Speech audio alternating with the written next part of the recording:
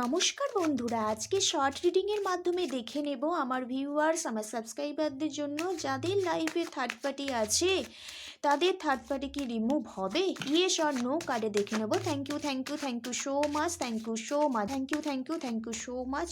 জয় কৃষ্ণ কালী মায়ের জয়, জয় কৃষ্ণ কালী মায়ের জয়। থার্ড পার্টি কি রিমুভ হবে, থার্ড পার্টি কি রিমুভ হবে, থার্ড পার্টি কি রিমুভ হবে? দেখে নি, যে কোনো একটা কার্ড চুজ করে নিন। তো চুজ করা নিশ্চয়ই হয়ে গেছে। ফার্স্ট কার্ডটা দেখব। নো, থার্ড পার্টি এই মুহূর্তে রিমুভ হবে না।